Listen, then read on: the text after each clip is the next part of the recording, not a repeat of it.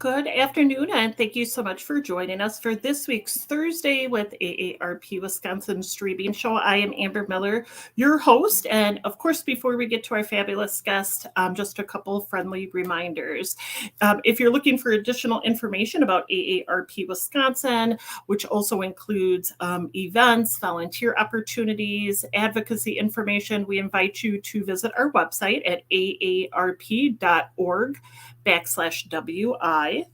Also, please remember the Community Connections website. So there's a couple things that you'll be able to find here. One, of course, is local volunteer opportunities within your neighborhood. Not only can you sign up to do it, but you can also create your own. So if you're maybe looking to do something like neighborhood cleanup or something similar, you can go to aarpcommunityconnections.org for additional information. And you can also find information about the AARP Friendly Voice program. So this started about 2 years ago. It's open to all ages. It is no cost, and you could be any age. But what you could do is put a request in for an AARP trained volunteer to call you or a loved one, because as we know, sometimes it's just nice to hear a friendly voice on the other end. So you could go to the website below or by calling 1-888-281-0145 for additional information or to put a request in. And even though we are in a virtual world, and hopefully soon we will be out of a virtual world, but we would love for you to volunteer with the AARP Wisconsin office. If you're looking for local opportunities or virtual opportunities, we invite you to go to the website below, which is aarp.org/I want to, so the number 2, volunteer. And when you go to that website, you fill out some information, but you can see about the volunteer opportunities within your area and apply to become a volunteer. And of course, your application then comes to the state office and we will contact you. So once again, that's aarp.org/I want to volunteer. So as you may or may not know, March 20th to the 26th is National Agricultural Week, which is also known as National Egg Week. But when I say Egg Week, it sounds like an actual egg. So I'm going to try my best to use the full word. But this week is really devoted to educating people about where food, fiber, and fuel come from. Of course, we're going to try to probably focus a little bit more on the food.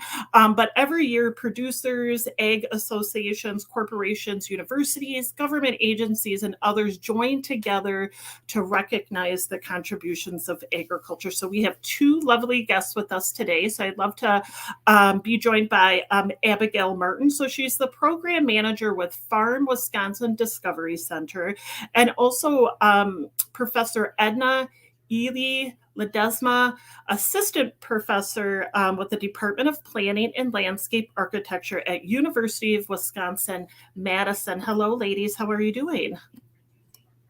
Good. Thanks for having us. Yes, thank you so much. Thank you. Absolutely.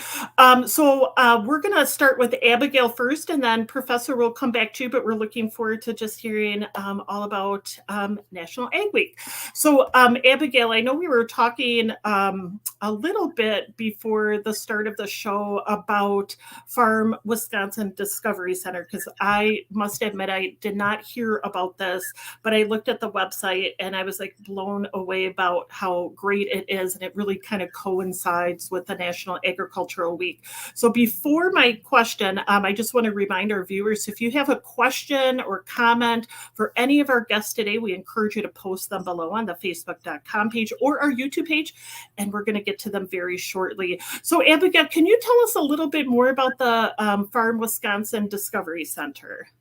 Yes, thank you again for having me on. And what a fitting week, National Agriculture Week. We are in full swing, full celebration mode here at Farm Wisconsin, though all year round we celebrate agriculture and our state's farmers and processors, because our entire building, our Discovery Center, is dedicated to sharing the story of how your food, fuel, and fiber reach your table. We are an interactive education facility We're located just south of Manitowoc. We're right on I-43, so many people have driven by us, whether you're driving from Milwaukee to Green Bay up to Door County. We're right off the interstate, a big red barn. So many people watched as we were being built and maybe don't know what we are or have driven by and wanted to stop. So that's us right off the interstate, and we are full of interactive ways to learn about food production here in the state of Wisconsin. And I like to highlight that, of course, we're America's dairy land. We are proud of our milk, cheese, and butter and ice cream. But we talk about the diversity of agriculture commodities here in our state. So everything from apples and cranberries to carrots to Christmas trees to ethanol, we mentioned fuel, to wool, our sheep industry. So you can really learn about the diversity of agriculture commodities here at Farm Wisconsin with your entire family, whether you come with someone who's 2 years old or 102 years old. You're going to have a lot of fun here at Farm Wisconsin. And Abigail, I know we have some pictures that we're going to bring up. If you could just talk a little bit about the pictures, especially for our viewers who are just hearing about your establishment for the first time, and if you could walk us through this.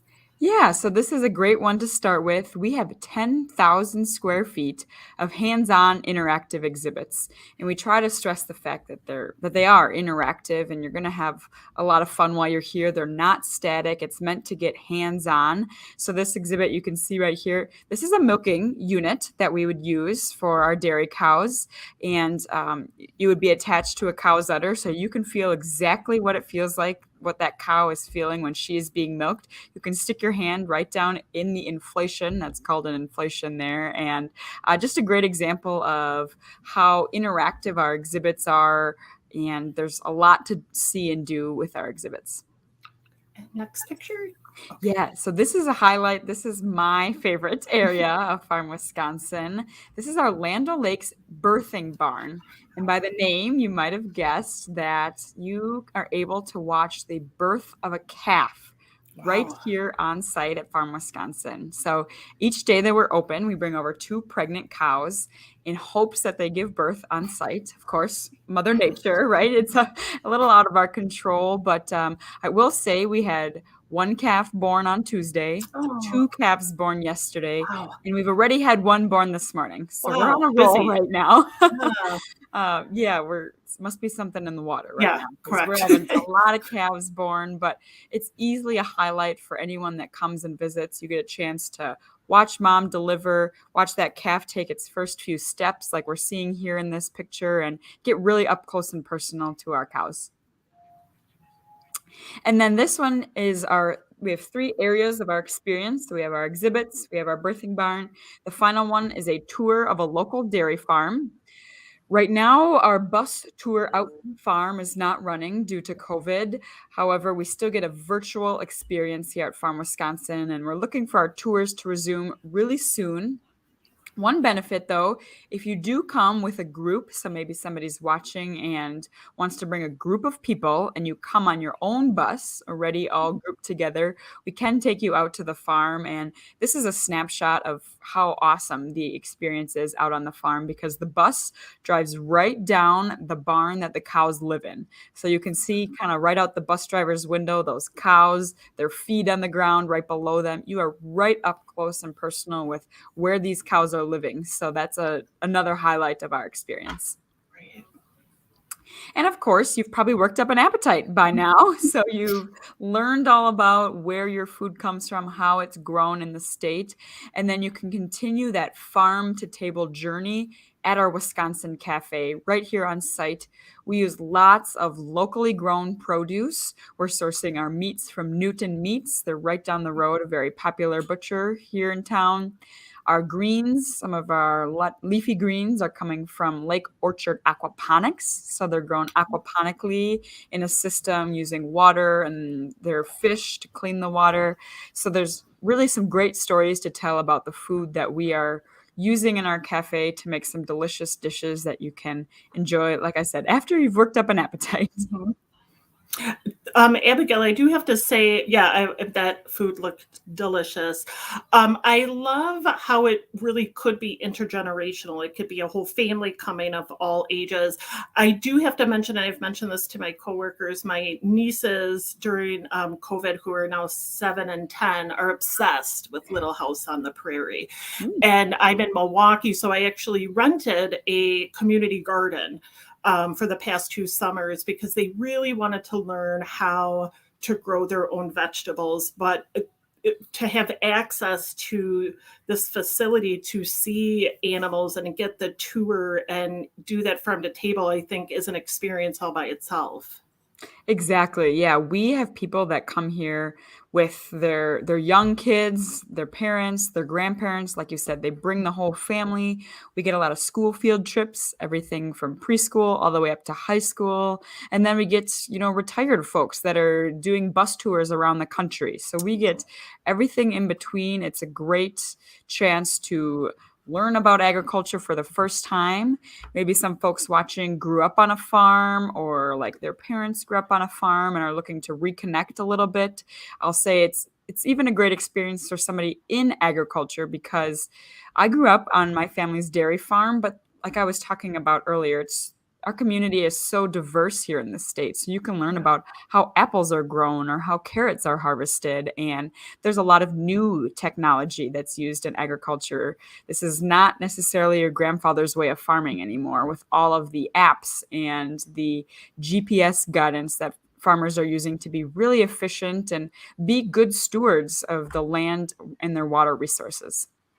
And Abigail, would it be a National Agricultural Week or Agricultural Week? Yes. Why should this week be important to Wisconsinites? And once again, we might be having viewers saying, I didn't even know there was such a thing. So why should we really embrace this week?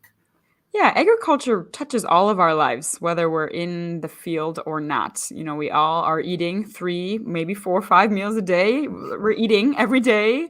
We're wearing cotton clothes. We're wearing leather pants. We're fueling up with ethanol at the gas pump. So agriculture surrounds us throughout our day, though many people are generations removed from living on the farm or being connected with how those products are getting to the grocery store, getting to the gas pump. And so it's important to kind of take a chance to learn about that from the farmers and processors themselves. So we often invite guests to come, and you can learn right from the people that are farming the land. And so that's really essential to what we're trying to share here at Farm Wisconsin, and continue encouraging people to learn about the importance of agriculture here in our state, because Wisconsin agriculture generates $104 billion annually to our state's revenue. So it's an important industry economically, but also just for our livelihoods.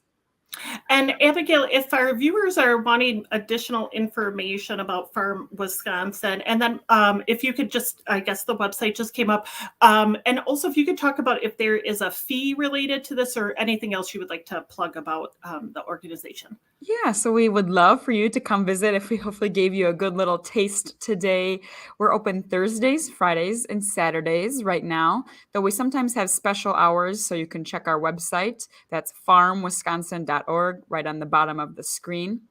Our admission fees are $16 for adults, $12 for seniors, and $8 for youth. Youth is anyone from 4 all the way up to 18, so pretty good deal there. And we do have some group discount rates. So if you bring a group of 15 or more, we'd love to give you a group discount. You don't have to pay our admission fees to the Discovery Center if you just want to come and eat in the cafe. So you can just come and eat in the cafe and not do the Discovery Center experience. Though, of course, we encourage you to do both. Absolutely. Thank you so much, Abigail. I'm excited. I want to take my nieces up there and eat that same sandwich that you had a picture of. So we're going to have you hold on, and we're going to bring you back towards the end of the show. But thank you so much. Yeah. And next, I'd love to introduce Professor Edna Elie Ledesma. Ooh, I hope I did that right, Professor. Perfect. Thank you. Thank you. And And what you're going to be talking about is a little bit different than Abigail, but I really think goes hand in hand with the work that you do at UW-Madison. And I know we have a couple slides that we're going to bring up, but Professor, can you talk a little bit about in your opinion, what's the importance of National Ag Week? Yeah, thank you for having me. And I will say, I think it's really great to follow the work of Abigail and thinking about, one is how much can we educate our community? I think she ended that beautifully by saying that agriculture impacts all of our lives. And I think it's also important to think about that in the context of the pandemic.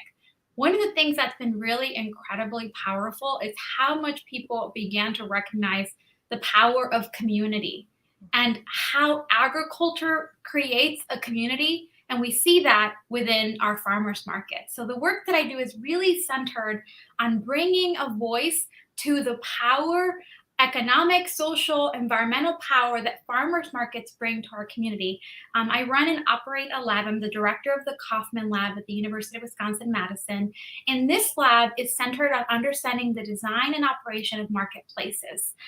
We are very much an interdisciplinary entity within the university that while we sit in planning, we have researchers that operate within ag economics, in computer science. We have landscape architecture students. I'm a planner and an architect. And so we really see trying to think holistically about how these very unique, important, sometimes small entities within our community have the power to have a significant reach. And that happens because we're able to bring food directly from our producers to the community. And so that's really the essence of the work that we do. The mission of Farm to Facts is to lend farmers markets a voice by delivering impactful tools for data collection, analysis, and visualization. We focus really on empowering markets for community growth, and we do this through community engagement, applying a citizen scientist approach centered on integrity and innovation. So we work, if you go to the next slide, we work with over 50 farmers market across the country, including a market in Canada, on primarily what we operate, or our mission is really, we run a program called Farm to Facts, and it is essentially a farmers market census. And so that what we do is we collect information, if you go to the next slide, about how markets operate. So we collect information primarily about the market from the market manager. What is the composition of the market? We collect information from the vendors. We do a profile for the vendors to begin to document how, what are their operations, what type of products they sell at the market, how long they've been selling. We collect information around their sales. And we also are incredibly interested in understanding the social component. So who are our customer base? Where are they coming from? And how long have they been coming to the market? That's an important component that defines success. And so one of the challenges that we see is that many markets are primarily nonprofit organizations. They don't have the capacity to do a lot of this work. So we work hand in hand as a cost recovery tool to be able to provide markets with the type of data that they can take to their local municipality to demonstrate their impact. And Professor, I have kind of two questions. I first will ask first of all, of course, I'm obsessed with farmers markets. I love them. I count down the days, especially with the outdoor ones. Yeah. Do you reach out to the farmers markets to work with them on collecting information, or do they hear about you, or like how do you make that connection? It sort of goes both ways. So we have an extensive network of markets that are part of our network, and we reach out to them, offer our services. We work with some markets on a direct market to vendor contract. So those are sort of one market just has one contract with us. We also work with farmers market organizations. So for example, we work with MIFMA, the Michigan's Farmers Market Association. We're on year 2 of a contract with them. And this year we actually just brought on board contracts through USDA. We're working as subcontractors on a number of research grants with markets. We added 17 new markets in California in the Sonoma-Marin County area. And we're working with the state of Wisconsin with an extension, UW Extension research program that is beginning to think about increasing capacity at our state level for farmers markets. So we're going to be working with 35 markets in the state And we're also one of the third grant that we secured is with a central Wisconsin group that is primarily focused on increasing EBT. So that is thinking about food security at our farmers market. So we sort of work both ways. We sort of have big contracts and we have small contracts, but everybody has access to that same platform. And Professor, sorry, I have one more question. I have a couple questions. Do you find in your research, and maybe specifically with Wisconsin, do farmers markets are, I don't want to say more successful, but more popular in urban areas where there might be food security issues or food deserts? A food desert, of course, for our viewers is, there's not a grocery market or like fresh fruits and vegetables within like kind of a mile radius. Or do you find them more popular within like within the kind of the farming area? I mean, I think they're very distinct, but both address critical issues. So in the urban areas, yeah, that's a really important point that we can see farmers market begin to address that gap in access to food and food insecurity, food deserts, not having access to fresh fruits and fresh produce. And so we see that markets can begin to play a role in that context. In the more rural markets, you have the opposite, where you're actually closer to the food and maybe not as close to the Target or the Walmart, which actually is an advantage for increasing that direct to buyer connection. It's a challenge in other perspectives, but they're sort of working in different ways. The other thing that's really important about how markets operate is that not every market is alike. Every single market sort of has their own mission, their own identity, and the role that they play in really bringing people together is really reflected in the kind of vendors. I think what makes markets so unique is that, yes, you have access to the food. That's sort of the bottom line. But people also come to socialize. So they're really excited about the crafts that are being sold, the prepared food.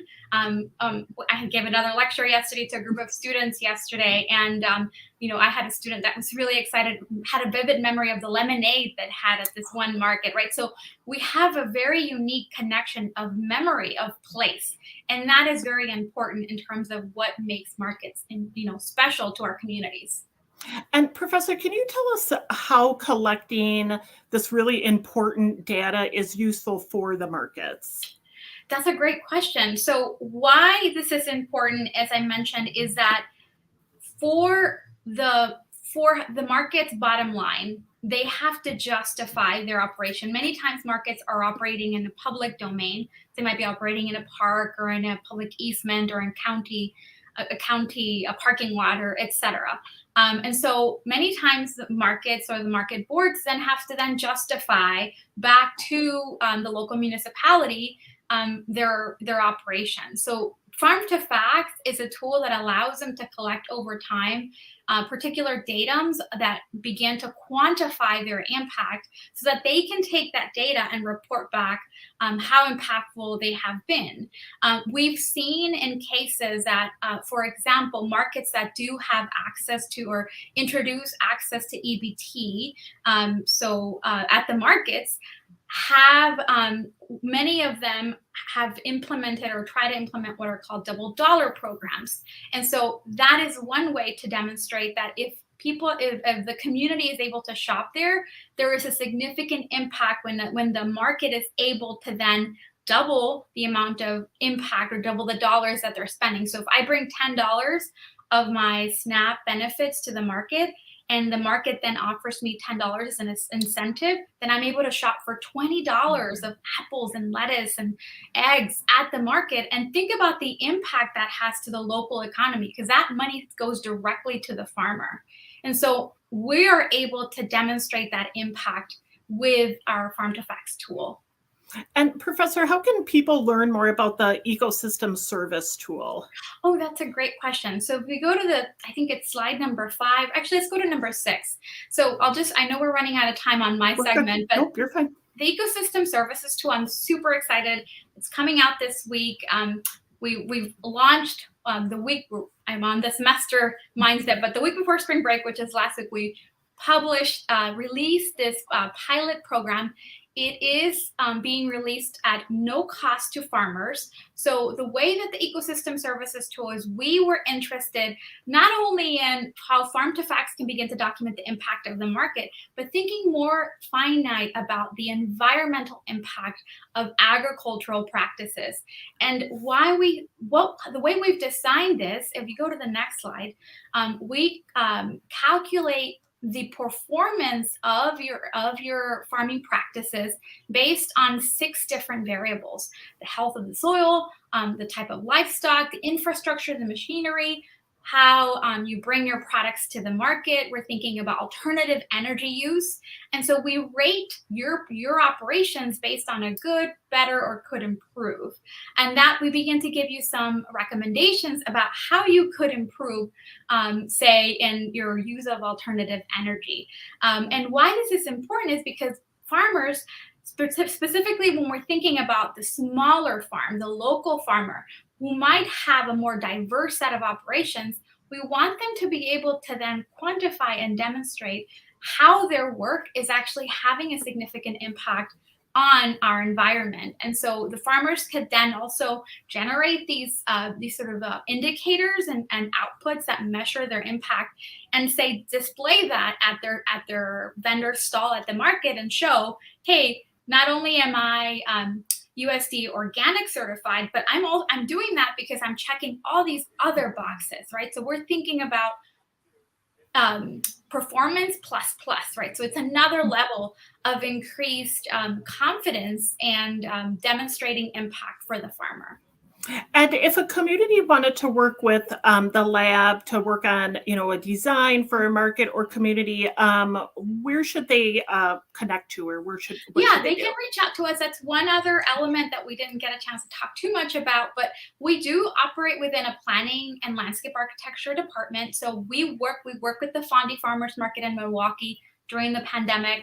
And if you are associated with a market, or a community that has a market, but maybe it's in a downtown that is thinking about revitalizing or needs some planning or visioning, we are very excited to partner with cities and municipalities and markets to work on making sure that the market itself is seen as a robust anchor for a community. So please feel free to connect. If you show the very last slide, it's got my email. That's my direct email at the university. And if you're interested in learning about Farm to Facts, please email our info at farmtofacts.org, and we'd be happy to connect. Great. Thank you so much, Professor. And we'll bring back Abigail. And we have Professor. Ladies, I know we're almost running out of time, but Abigail, I'll start with you. If there's any final remarks or comments about National Ag Week, and if people want to get involved or learn more information, or maybe even support local, what advice would you give to somebody? Yeah, my advice is to just be a continual learner about where your food is coming from. Head to your local farmer's market to meet your farmer. Head to Farm Wisconsin here to meet your local processor, and be curious about who's growing your food and how it's grown. And obviously, we want you to come here and visit Farm Wisconsin, but there's places all over the state of Wisconsin where you can get involved in agritourism, agriculture tourism. You can visit a lot of farms and communities are opening their doors and welcoming you. So I just encourage you to be a continual learner and celebrate the really strong agriculture industry we have here in Wisconsin. Great, thank you. And Professor, same question to you. With it being National Ag Week, what advice or comments would you make to somebody if they want to get involved? Yeah, I would just encourage you to shop local, and I would encourage you to really support your local farmers, shop at your farmers market, and really engage with that community. And you talked about earlier in your earlier announcements about the power of connection. Farmers markets are one of the most rewarding social connection that a community can have. Anybody from any walk of life can just come and enjoy that environment. And if you have the ability and the capacity to spend the money, support your farmers. It's a great job that I'm very honored to have, is to study this work. But from a community perspective, I just encourage you to shop local. Great. Thank you so much, ladies, for joining us today. We really appreciate the information that you shared with our viewers. So thank you again. Thank you so much. Thank you. So as always, we always like to plug upcoming events that might be of interest to you. There we go. So this Friday, Brewing Up History in Milwaukee. This is part of the AARP Celebrates, which is like a 2 to 3 day event, which you have to register for that first, so you can register for this upcoming beer event, which will be this Friday at noon. If you're interested in exercising, salsa dancing, that's March 29th. Wednesday, March 30th, AARP Wisconsin will be working alongside Alzheimer's Association, the Wisconsin chapter, about healthy living for brain and body. You could still register for that for Wednesday at noon. March 30th at 7 p.m., Movies for Grown-Ups, The Ventures, Stars on Guitars. And then March 31st, Professor of Rock, Top Gun movie soundtrack. Now that seems interesting. Website below, or you can call to register. Please remember, small dollar, big impact. The application is going to be due April 19th. And just as a friendly reminder, this is a grant that a municipality, nonprofit, or similar can apply for up to $1,000 to do something fun, cool, and innovative within your community. So once again, applications due April 19th. You could go to the website below for additional information or to apply. So for next week's show, we're going to be joined by our friends at the AARP National Office. We're going to talk about the AARP Bank Safe program and how they work with local credit unions and banks to ensure that our 50 plus population is not being scammed, and additional information. So you can join us back here next Thursday from noon to 12:30 Central Time for additional information. So as always, I always encourage you to share this video on your social media in order for people to learn more about the programs and services AARP offers, and of course our great guest. So we look forward to seeing you next week, and until